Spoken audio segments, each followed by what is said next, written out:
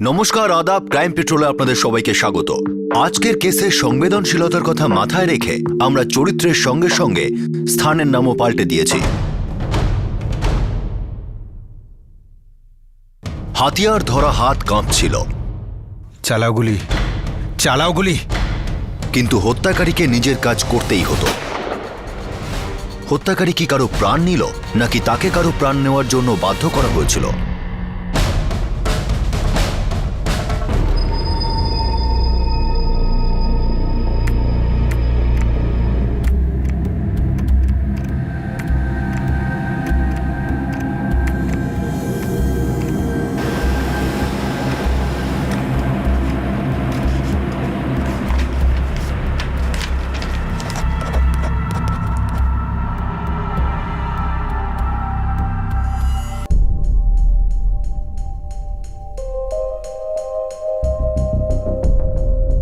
আরে আজ খুব তাড়াতাড়ি যাচ্ছ কলেজে?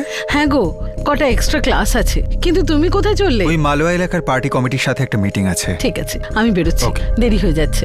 Bye bye.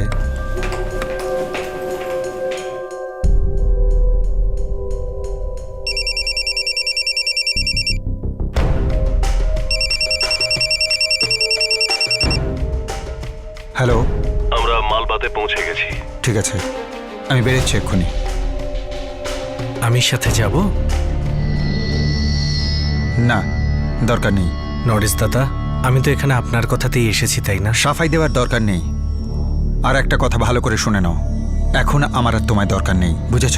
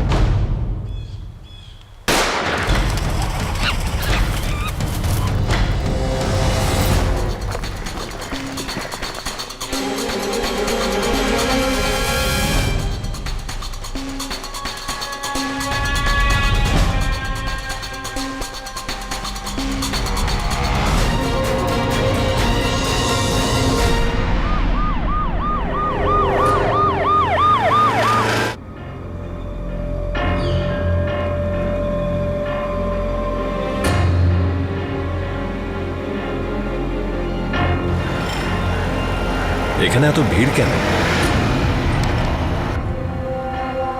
মনে হয় কিছু হয়েছে। মনে হচ্ছে কোনো গড়বড় হয়েছে।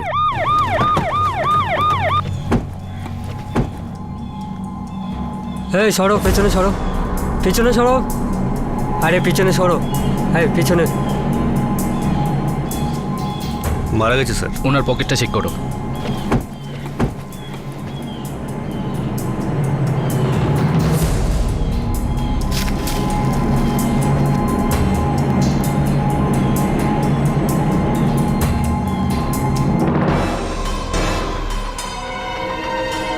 এই তো আমাদের নরেশবাবু। নরেশবাবু, ইনি কে? আপনি একে চিনতে পারলেন না? ইনি নরেশবাবু, আমাদের নরেশবাবু। নরেশ শর্মা, আইপিবির জেলা অধ্যক্ষ। বডিটা পোস্টমর্টমে পাঠিয়ে দাও। আর আপনি বাড়ির লোকদের খবর পাঠান। ঠিক আছে। রাজনীতির গড় উত্তরপ্রদেশ। এখানে ফতেপুর থেকে 20 কিলোমিটার দূরে মালওয়া রোডে এক রাজনৈতিক নেতা নরেশ শর্মাকে গুলি করে খুন করা হয়। এই গুলির আওয়াজে অনেকগুলো প্রশ্ন জেগে ওঠে। কিছু প্রশ্ন পুলিশকে সঠিক দিশা দেখাচ্ছিল, আর কিছু পুলিশের চোখে ধুলো দিচ্ছিল। মানে আমরা আমাদের কোনো কাজে মালবা গিয়েছিলাম। জয়নাথ বাবু আমার সঙ্গে ছিলেন। যখন আমরা ফতেপুরে ফিরছিলাম তখন দেখলাম রাস্তাতে ভিড় জমে আছে। নিচে নেমে দেখলাম। মিস্টার নরেশ শর্মার সঙ্গে আপনার কেমন সম্পর্ক ছিল? হ্যাঁ, পরিবারের মতোই ছিলাম। ভাইয়ের থেকেও বেশি মানতেন আমাকে। 20 বছর ধরে ওদের বাড়িতে আমার আসা যাওয়া।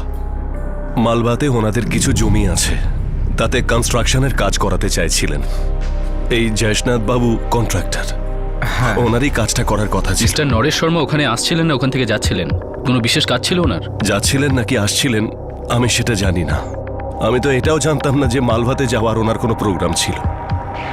সব সময় উনি সব কথা আমাকে জানাতেন। আমার তো অবাক লাগছে যে উনি আমাকে কিছুই জানালেন না।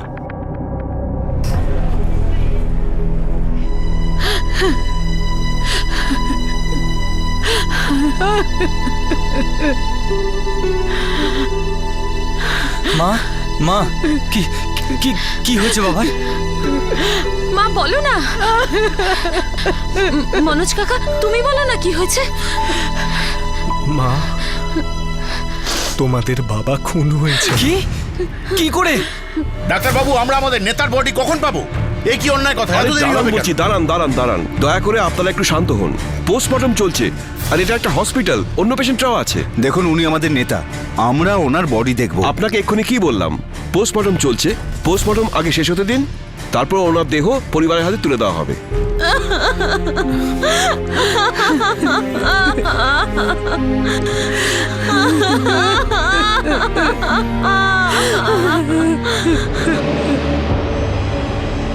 বুলেটটা পিঠে ফায়ার করা হয়েছে। দেশি বন্দুক ব্যবহার করা হয়েছে। ওই বন্দুক থেকে সিঙ্গেল ফায়ার করা যায়। মনে হচ্ছে আক্রমণটা হঠাৎ করেই করেছে, মিস্টার শর্মা বোঝার আগেই। না, এটা বলা মুশকিল, কারণ গুলিটা পয়েন্ট ব্ল্যাঙ্ক রেঞ্জ থেকে চালানো হয়েছে, তার মানে মাত্র 1 ফুট দূর থেকে। আসল কথাটা হলো ইন্সপেক্টর, এনার মৃত্যু এই গুলির কারণে হয়নি। হোয়াট? তাহলে কি করে হয়েছে? গুলি করা ছাড়াও এর শ্বাসরোধ করা হয়েছে। এই দেখুন, এর মৃত্যু শ্বাসরোধেই হয়েছে।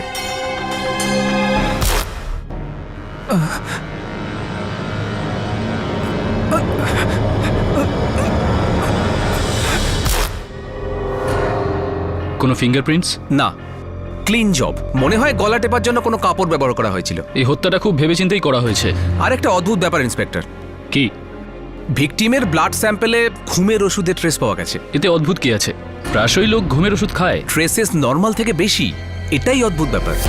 শুধু তাই নয় ইন্সপেক্টর, এই টেস্ট বলছে এই ঘুমের ওষুধ খুনের কিছুক্ষণ আগেই নেওয়া হয়েছে।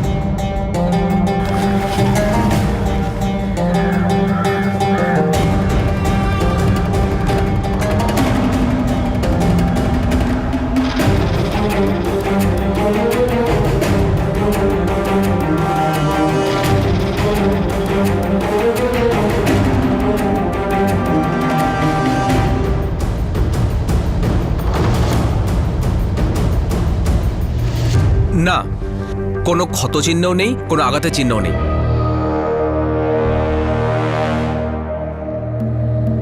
আপনারা বডি দেখতে পারেন।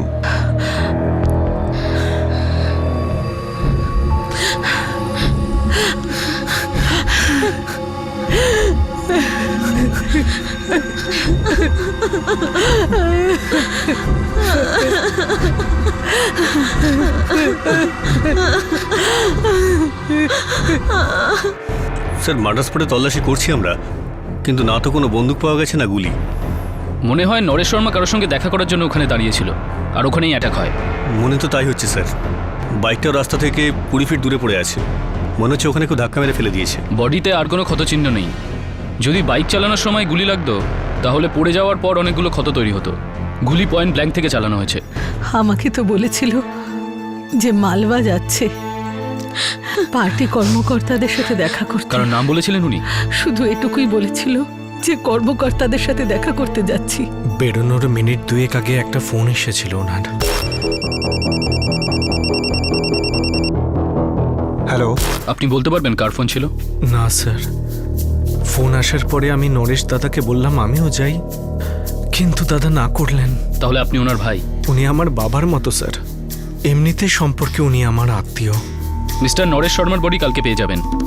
বেশ কিছু ফর্মালিটিস রয়েছে, হয়ে গেলেই থানা থেকে ফোন যাবে আপনাদের কাছে। অ্যাম্বুলেন্স গাড়ি যা আছে সেটা নিয়ে চলে আসবেন। আমাদের পার্টির মিটিং ছিল ওখানে আজ সকালে? না স্যার, নরেশবাবুর শিডিউলে এরকম কিছু ছিল না। হয়তো নিজে থাকতেই কারোর সঙ্গে দেখা করতে গেছেন, কোনো পলিটিক্যাল লিডারের সঙ্গে বা কোনো কর্মীর সঙ্গে। না স্যার, আমাদের কাছে এরকম কোনো খবর নেই। আজ অব্দি এরকম ঘটনা কোনোদিন হয়নি যে নরেশবাবু কোনো মিটিং করছেন অথচ সেই ব্যাপারে অমিতাভবাবু কিছু জানেন না।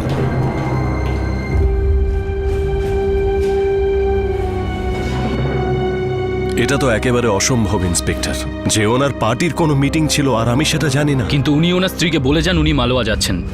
কর্মকর্তাদের সঙ্গে মিটিং আছে, আর বেরোনোর আগে ওনার কাছে একটা ফোনও আসে। এই কথাটা তো আমার একেবারে আজব লাগছে। কেন? বৌদি মানে ওনার স্ত্রী কবিতা শর্মা গভর্নমেন্ট গার্লস কলেজের একজন অধ্যাপিকা। তো ব্যাপারটা এরকম ইন্সপেক্টর, যে আমাদের দাদা রাজনীতির কোনো বিষয়ে তার স্ত্রীকে বলতেন না। আর এই জন্য আমার খুব অবাক লাগছে যে উনি বৌদিকে এই কথাটা কেন বললেন, যে উনি পার্টি মিটিংয়ের জন্য মালবা যাচ্ছেন। তাহলে মিসেস নরেশ শর্মা, তার মানে আপনার কবিতা বৌদি মিথ্যে বলছে? না না, এ আপনি কি বলছেন? আমি তো এই কথাটা এই জন্য বলছি যে হঠাৎ করে কথাটা কেন বলবেন? আর আমার দাদার মালবাতে এমন কি কাজ ছিল?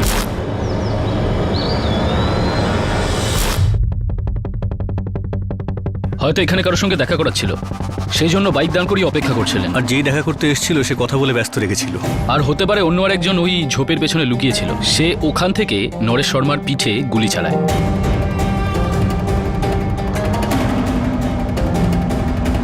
স্যার তাহলে উনি এরম হয়ে পড়তেন? কিন্তু লাশটা তো ওই ঝোপের মধ্যে পাওয়া যায়, যেটা এখান থেকে অনেকটাই দূর। টেনে নিয়ে গেছে হয়তো, ঝোপের দিকে কেউ সচরাচর লক্ষ্য করে না। যদি টেনে নিয়ে যায় তাহলে এখানে রক্তের দাগ লেগে থাকার কথা। মিস্টার শর্মাকে গুলি করা হয়, অনেকটা রক্ত বেরিয়েছিল ওনার, অন্তত এই রোডের ওপরে তো রক্তের দাগ থাকার কথা ছিল, কিন্তু নেই। স্যার হতে পারে পড়ে যাওয়ার আগে কেউ ওনাকে ধরে ফেলেছিল আর লাশ এই ঝোপের মধ্যে ফেলে দেয়। কিন্তু কেন, কিসের জন্য? আর মারা যাওয়ার কিছুক্ষণ আগেই নরেশ শর্মা অনেকগুলো ঘুমের ওষুধ খান। স্যার নরেশ শর্মা ঘুমের বড়ি খেয়ে বাইক চালাচ্ছিল, এই ব্যাপারটা মেনে নেওয়া একটু কষ্টকর। হয়তো জোর করে কেউ খাইয়েছে, কিন্তু কেন? আসল ব্যাপারটা কি? আর ওই লাস্ট কলটা মিস্টার নরেশ শর্মাকে কে করেছে?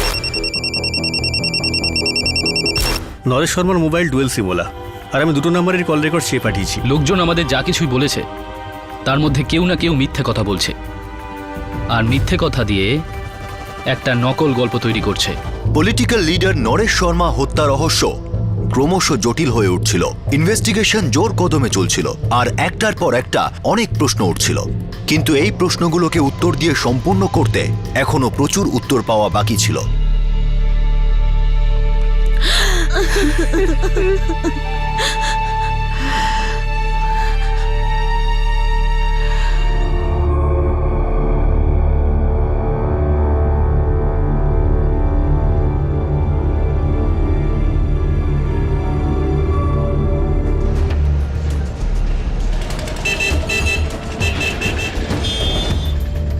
নরেশবাবুকে কে না চিনত স্যার, আর আমার সঙ্গে তো ওনার দারুণ সম্পর্ক ছিল। আপনার কাছ থেকে ঘুমে বড়ি কিনতেন? না, কখনোই না, নিজেও কখনো কেনেননি, আর ওনার বাড়িতেও কখনো ডেলিভারি করা হয়নি।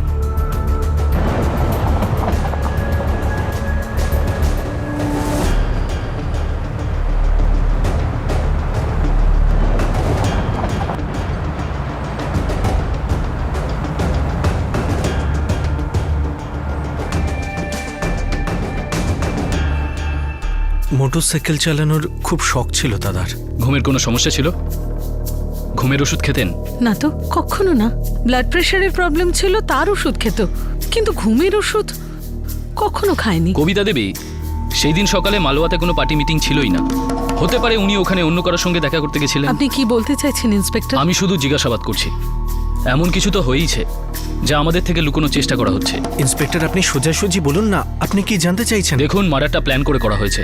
মিস্টার নরেশ শর্মাকে ফোন করে মালওয়াতে ডাকা হয়েছিল, আর উনি যাচ্ছিলেন, কিন্তু রাস্তায় ওনাকে কেউ থামান, ওখানেই ওনাকে খুন করা হয়। অদ্ভুত ব্যাপার হলো যে খুনের কয়েক মিনিট আগেই ওনার শরীর থেকে অনেকগুলো ঘুমের ওষুধ পাওয়া যায়। তারপর কাছ থেকে পিঠে একটা গুলি করা হয়। কিন্তু অদ্ভুত ব্যাপার হলো ওনার মৃত্যু হয় গলা টেপার ফলে। অতএব বিষয়টা পরিষ্কার, আমাদের মনে অনেক প্রশ্ন উঁকি মারছে। স্যার এটা মনে রাখবেন যে আমার বাবা একজন সেলফ মেড মানুষ ছিলেন, একদম গ্রাস রুট লেভেল থেকে প্রচুর পরিশ্রম করে পার্টির এত বড় দায়িত্ব একাই সামলাচ্ছিলেন। এটা তো খুবই ভালো কথা, কিন্তু এটা তুমিও জানো, মানুষ যত সাফল্য পায় তার শত্রু দিন দিন বাড়তে থাকে। আমি বিশ্বাসই করছি না যে তোমার বাবার সঙ্গে কারো শত্রুতা ছিল না। কখনো কেউ ওনাকে প্রাণে মারার হুমকি দিয়েছিল বা শত্রুতা? এরকম তো দাদা কখনো বলেননি কিছু। ওর তো কখনো কারোর সাথে শত্রুতা ছিল না, বরং সবার সাথে খুব ভালো রিলেশন ছিল। কবিতা দেবী প্লিজ, আমাদের এতটা বোকাও মনে করবেন না। ইন্সপেক্টর, আমি তো আপনাকে বলছি ওর কারোর সাথে কোনো শত্রুতা ছিল না। আপনি এলাকায় যে কোনো লোককে জিজ্ঞেস করতে পারেন, সবার সাথে ওর ভালো সম্পর্ক ছিল।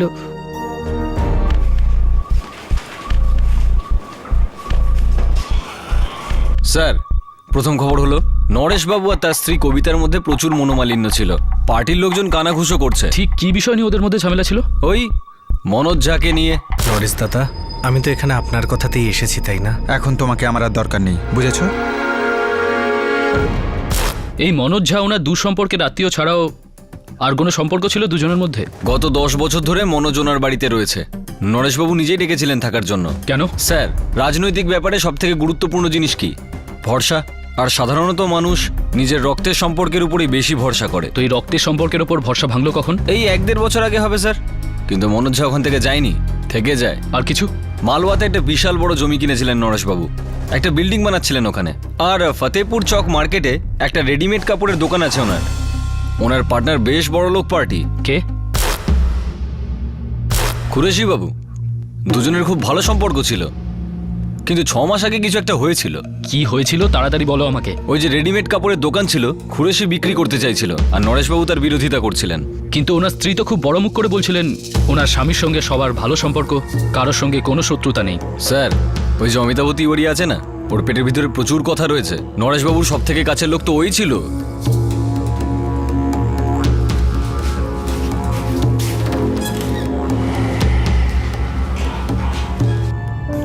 মা, নিজের খেয়াল রেখো।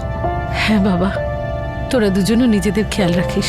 যেটা হয়েছে তা আমরা কোনোদিনই ভুলতে পারবো না।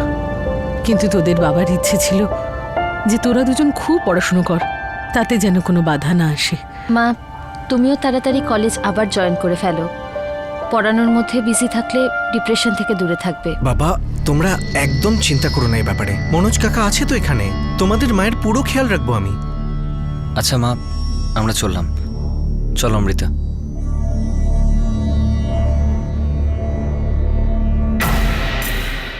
যদিও কথাটা এখন বলা ঠিক নয়, কিন্তু প্রয়োজনীয়। পরে অনেক অসুবিধা হবে। কি? ইন্স্যুরেন্স ক্লেম ফাইল করতে হবে খুব তাড়াতাড়ি, আর এসব ক্ষেত্রে দেরি করলে না অসুবিধা হয়। স্যার, সব কল চেক করেছি। লাস্ট কলের কি স্ট্যাটাস? স্যার, এই নাম্বার 44468780 সুইচ অফ দেখাচ্ছে। সার্ভিলেন্সে দিয়েছি। আমার মনে হচ্ছে এটাই শেষ কল। এই কলটাই আমাদের এই মার্ডার কেসটা সলভ করতে সাহায্য করবে। এবার পালা অমিতাভ তিওয়ারির।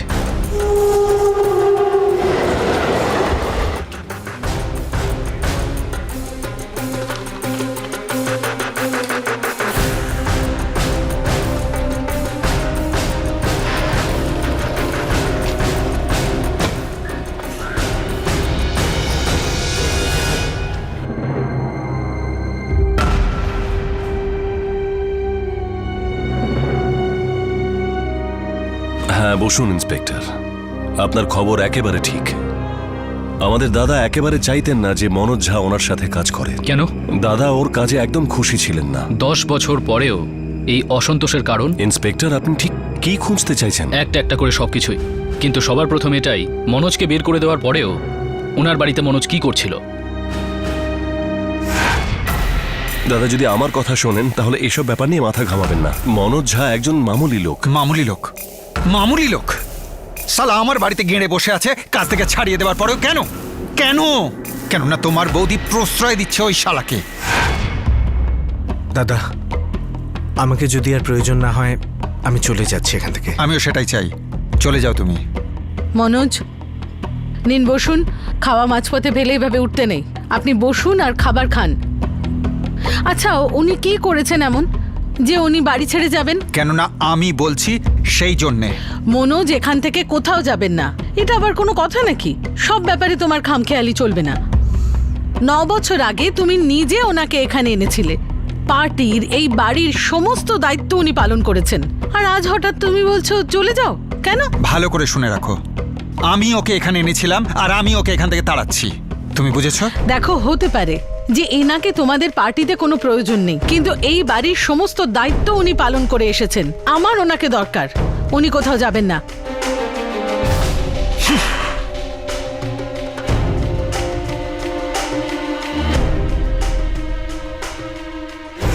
এই লোকটার উপরে একদমই ভরসা করা যায় না, একদম না।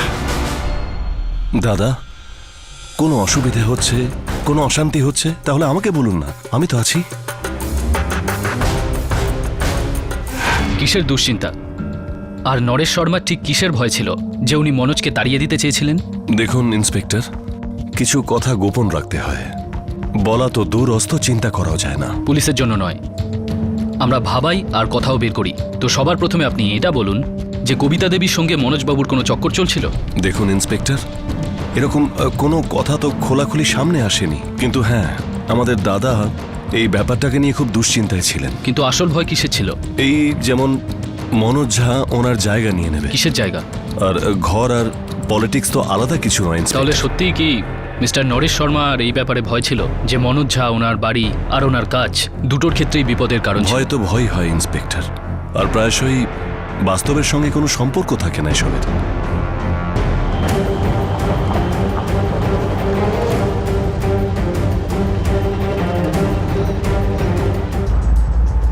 এই দোকানটাই স্যার 6 মাস ধরে বন্ধ পড়ে রয়েছে, কোনো ব্যবসায়ী হচ্ছে না। তার আগে স্যার 4 বছর আগে যখন নরেশবাবু আর কুরেশি সাহেব দুজন মিলে এই দোকানটা খুলেছিলেন, সেই সময় যেন মা লক্ষ্মী দোকানে এসে বসেছিলেন। মানে গোটা মার্কেটে এটা একমাত্র দোকান যেখানে বহু দূর থেকে লোকজন জামা কাপড় কিনতে আসতেন। তারপর কি সাহেব, কাস্টমারদের দরাদরি তো দোকানের জন্য ভালোই, কিন্তু দোকানদাররা যদি নিজেই দরাদরি করতে শুরু করে তাহলে মানে সর্বনাশ হতে চলল। মানে স্যার, এই দোকানটা তো বেশ ভালোই চলছিল, কিন্তু আরও দুজন দোকানদার ছিল, ওরা নড়ে চড়ে বসলো। ওরা ভাবলো আমরা কেন পিছনে থাকবো। তারপর স্যার ধীরে ধীরে এই মার্কেটে একটার পর একটা কাপড়ের দোকান খুলতেই থাকলো। ভাবুন একবার, নরেশবাবু আর কুরেশি সাহেবকে তাহলে কতটা লোকসান করতে হতো। এই ক্ষতি নিয়ে কুরেশি বা নরেশ শর্মার মধ্যে কখনো ঝগড়া বিবাদ বা মনোমালিন্য লক্ষ্য করেছো কি তুমি? স্যার এটার আপ টু ডেট খবর তো আপনাকে একজন মানুষই দিতে পারবে। কে? মুরলীধর। সে কে? স্যার ওই তো এই দোকানটা চালাতো। মানে মুরলীদা এই দুজনের মধ্যিখানে একজন রেফারির মতো কাজ করতেন। এরা দুজন লড়াই করতো আর মুরলীদা দোকান চালাতো।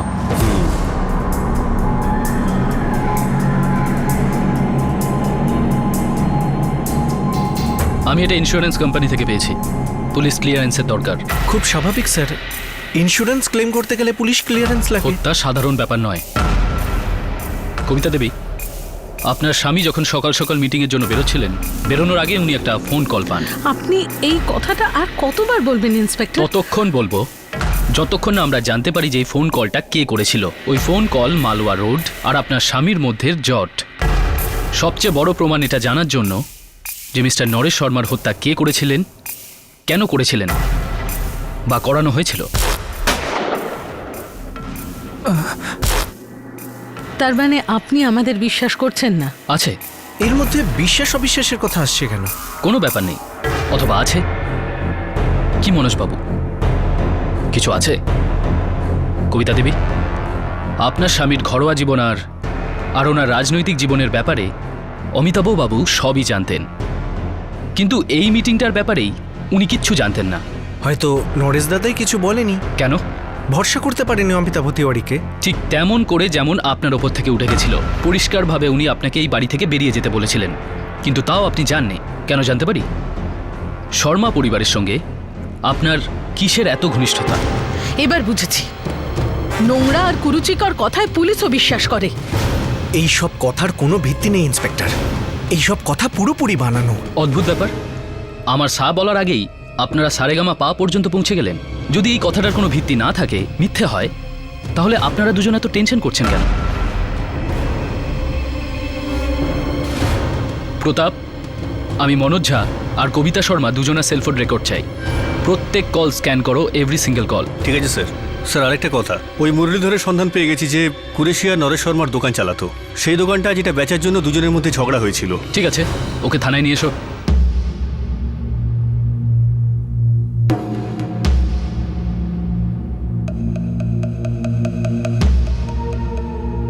স্যার ওই দোকানটার কি হবে? আগে ব্যাপারটা তো একটু স্থিত হতে দাও, তারপর ওই মনোজবাবুর সাথে একটা বোঝাপড়া করে নেব। এখন তো নরেশবাবুর বিজনেসটা ওই দেখাশোনা করবে, অন্তত ততদিন যতদিন না নরেশবাবুর ছেলে বড় হয়ে উঠছে। স্যার দোকানটাও তো বন্ধক পড়ে আছে। এই বিজনেসে নরেশ শর্মার সাথে পার্টনারশিপ করাই উচিত হয়নি।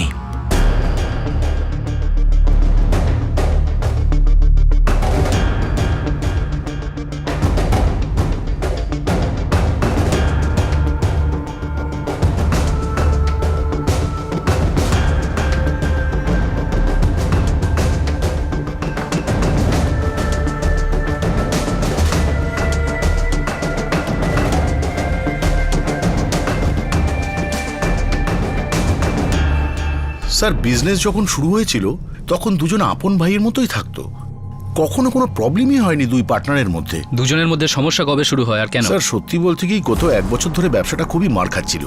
তার মধ্যে একটা কারণ নরেশবাবুর কনস্ট্রাকশনের বিজনেস, আর তাছাড়াও কুরেশিবাবুর আরও 5-6টা বিজনেস রয়েছে। এই ব্যবসাটায় কেউই খুব একটা মনোযোগ দিতেন না, তার উপরে কম্পিটিশন। গত 1 বছরে আরও 6-7টা নতুন দোকান হয়ে কি গেছে। নিয়ে ঝগড়া বাঁধে? স্যার কুরেশিবাবু চাইতেন যে ব্যবসাটা অন্য কাউকে বিক্রি করে দেওয়া হোক, আর নরেশবাবু চাইতেন দোকান না বিক্রি করে ব্যবসাটা চালিয়ে যেতে। যখন ব্যবসা চলছিল না তখন নরেশ শর্মা দোকান বিক্রি করতে চাইছিল না কেন? স্যার নরেশবাবু দোকানটা বিক্রি করতে পারতেন না, কারণ উনি দোকান বন্ধক রেখে কিছু টাকা ধার নিয়েছিলেন নিজের কনস্ট্রাকশনের ব্যবসার জন্য। স্যার কবিতা শর্মা আর মনোজ ঝার ফোন রেকর্ড থেকে এমন কিছু পাওয়া যায়নি যেটা নরেশ শর্মার হত্যার দিকে কোনো রকম ইঙ্গিত করে। হয়তো এদের ফোন কলের মধ্যে ষড়যন্ত্র দেখা যাচ্ছে না, কিন্তু ষড়যন্ত্র তো হয়েছে, একটা গভীর ষড়যন্ত্র, যার মারফত নরেশ শর্মাকে একটা জায়গায় ডাকা হয় আর গুলি মারা হয়। হ্যালো, কিন্তু তার উপর ওনার শরীরে ঘুমের ওষুধ পাওয়া গেল কেন? প্রতাপ, ষড়যন্ত্র তো করা হয়েইছে। স্যার নাম্বার 44468789 এখনও সুইচ অফ দেখাচ্ছে, কিন্তু সার্ভিলেন্স চলছে। কালকের মধ্যে রিপোর্ট পেয়ে যাব। ওয়েলকাম টু বিটেন world, how may I assist you? নতুন ফ্ল্যাটের জন্য একটা স্ট্যান্ড ফ্যান আর কুলার নেব। এই পচা গরম থেকে একটু স্বস্তি চাই। বাজার চলতে সব ব্র্যান্ড আর ভরসাযোগ্য নয়। তার জন্য তো আমাদের ফ্যান আছে, all purpose bullet table fan, ceiling fan. আমাদের সিলিং ফ্যান কিন্তু 30 মাসের ওয়ারেন্টি সহ পাওয়া যায়। আছে ফারাটা 2 বছরের ওয়ারেন্টি, 17 থেকে 20 মিটার এয়ার ফ্লো। মধ্যবিত্তের সাধ্যের মধ্যে একমাত্র ভরসাযোগ্য ব্র্যান্ড বিটেন। আমাদের কুলারের কিন্তু অনেক range, 45 litres, 50 litres, 70 litres, 90 litres, 110 litres. Honeycomb সহযোগে বিটেনের সব কুলারের ওয়ারেন্টি 1 বছর। চেনা হাওয়ায় অচেনা অনুভূতির জন্য একমাত্র আদর্শ বিটেন। গরমে স্বস্তি পেতে বিটেনের ফ্যান হোক বা কুলার, আজই আনুন বাড়িতে। Beaten, digitally yours.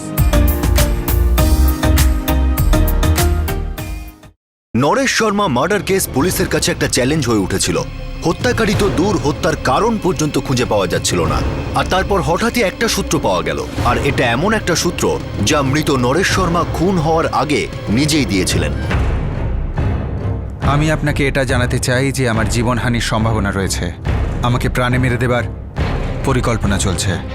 আমার ex business partner M A. Qureshi আর L N party leader Majid Salahuddin আর কিছু ব্যাংক অধিকর্তা হয়তো আমার প্রাণনাশের চেষ্টা করবে।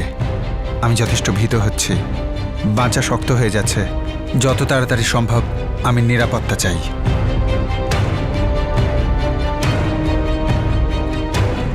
স্যার এটা তো 31শে অক্টোবর 2012 ডেট, ঠিক হত্যার একদিন আগে।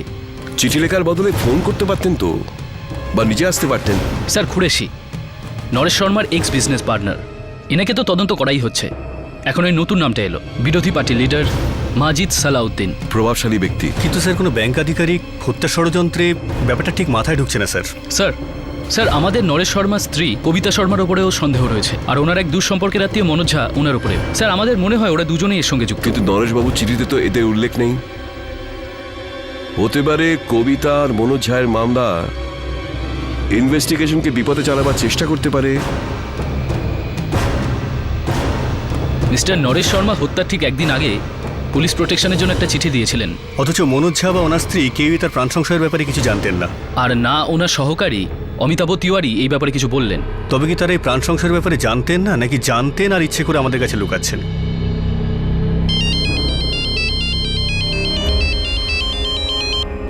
Hello, mister Naresh Sharma SP সাহেবকে চিঠি লিখেছিলেন পুলিশ প্রোটেকশনের জন্য, আর বলেছিলেন ওনার প্রাণের ঝুঁকি রয়েছে।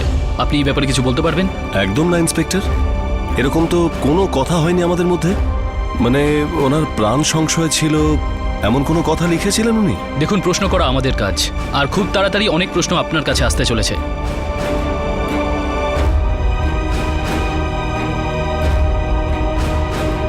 একটা কথা বারবার আমাকে ভাবাচ্ছে, এই চিঠিটা কি সত্যিই নরেশ শর্মা লিখেছিলেন, নাকি এটাও কোনো ষড়যন্ত্রের অংশ, নাকি এই চিঠিটা জাল?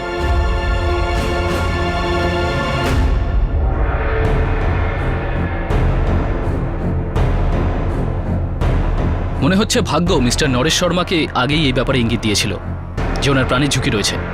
কিন্তু ও তো আমাকে কখনো এমন বিপদের কথা বলেনি। আর এনাকেও নিশ্চয়ই বলেননি। ইন্সপেক্টর, আপনি প্রত্যেকবার জোর করে বোঝাতে চাইছেন এটাই যে নরেশ দাদার মৃত্যুতে আমার হাত রয়েছে? আমি বুক ঠুকে বলছি এই ক্ষেত্রে আমার কোনো হাত নেই। আমি তো সবসময় ওনার ভালো চেয়েছি। তবে যেই খারাপ চেয়েছে সে খুব ভালোভাবে কাজটা করেছে। দেখুন, যতক্ষণ না পর্যন্ত আমরা উপযুক্ত প্রমাণ পাচ্ছি, আমাদের সন্দেহের খাতায় সবাই রয়েছে। শুধু একবার জানতে পারি লাস্ট কলটা কে করেছিল ওনাকে, আর মালওয়াতে কে দেখা করতে ডেকেছিল।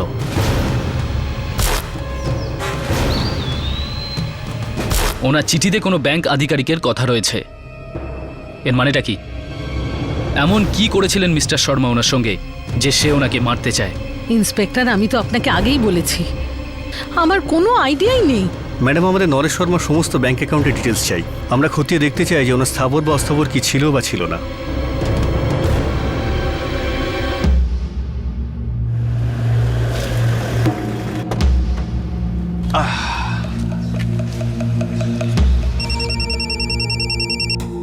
হ্যালো মাজিদ বাবু, নমস্কার। ফতেপুর থানা থেকে ইন্সপেক্টর বলছি।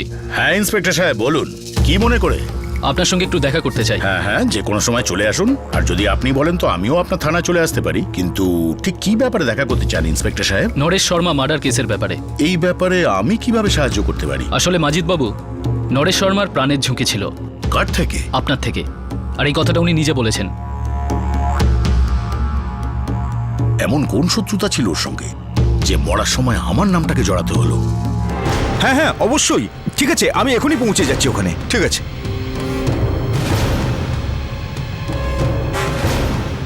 একে তো এত বড় ধোঁকা দিল আমাকে, আর এখন নিজের মৃত্যুতেও জড়িয়ে দিচ্ছে আমাকে। এবার এই ব্যাংকের ঝামেলাটা কি? আমি কি করে জানবো? আমার সাথে তো কথা বলেই বন্ধ করে দিয়েছিলেন। সব কাজের জন্যই অমিতাভ তিওয়ারিকেই মনে পড়তো তার। উনিই জানবেন হয়তো।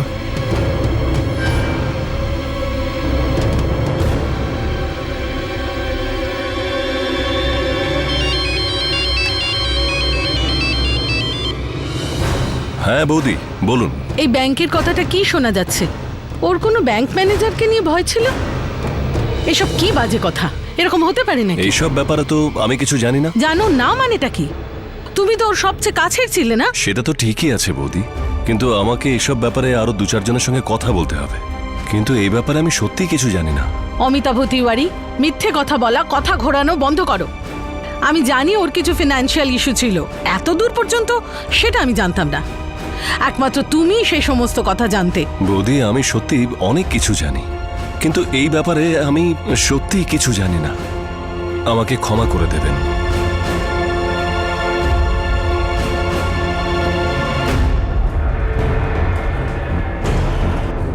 নরেশ শর্মার সমস্ত ব্যাংক অ্যাকাউন্ট চেক করেছি স্যার, কিছু পাইনি। তাহলে ব্যাংক থেকে ওই হুমকির ব্যাপারটা? স্যার, লোন তো ছিল ওনার টোটাল 60 লাখ, সুদ সমেত প্রায় 1 কোটি টাকা। প্রতাপ, 1 কোটি টাকা অনেকটা বড় অঙ্ক। হতে পারে ব্যাংকের লোকেরা ওনার পেছনে পড়েছিলেন টাকার জন্য, বা হতে পারে ব্যাংক থেকেই প্রাণে মারার হুমকিও দিয়েছিল। স্যার, হতে পারে হুমকি কেউ দিয়েছিল আর গুলি চালিয়েছিল অন্য লোক।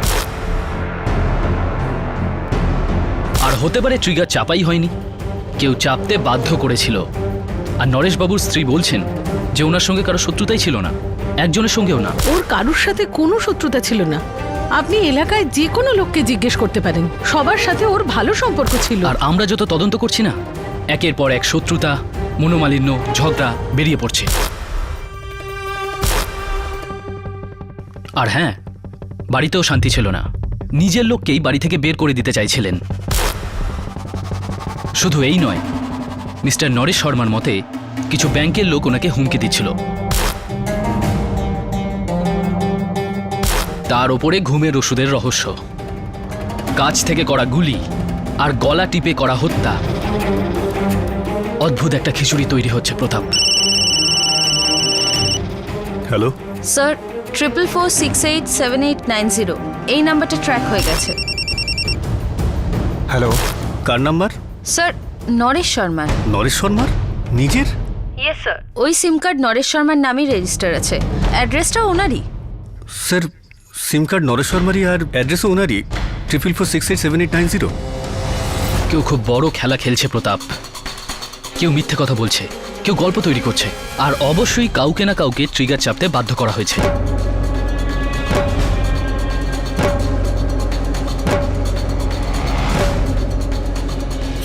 এটা নিশ্চিত যে নরেশ শর্মা মালওয়া রোডে কারো জন্য অপেক্ষা করছিলেন। মালওয়া, যেটা ফতেপুর থেকে প্রায় 20 কিলোমিটার দূরে। সেই রহস্যময় ব্যক্তিটি কে, যার সঙ্গে নরেশ শর্মা দেখা করতে গিয়েছিলেন? এমনটা মনে হচ্ছিল যে সেই লোকটাই নরেশকে ফোনও করেছিল। কিন্তু আশ্চর্যজনক বিষয় হলো এটাই যে শেষ কল করা নাম্বারটি নরেশের নিজের নামেই রেজিস্টার্ড ছিল, আর অ্যাড্রেসও নরেশ শর্মারই ছিল। যা দেখা যায় অনেক সময় তা ঘটে না, আর যা সত্যি ঘটে তা সহজে দেখা যায় না। এই রহস্যময় কেসে কিসের চক্রান্ত হয়েছিল, আর নরেশ শর্মা মারা গেলে কে বেশি লাভবান হতো, আর কতটা লাভবান হতো, আর যেই হাতটা গুলি চালিয়েছিল সেই হাতটা কাঁপছিল কেন? কাল আমরা আপনাদের দেখাবো ইউপির ফতেপুরের গায়ে কাটা দেবার মতো এই ঘটনার দ্বিতীয় তথা শেষ ভাগ।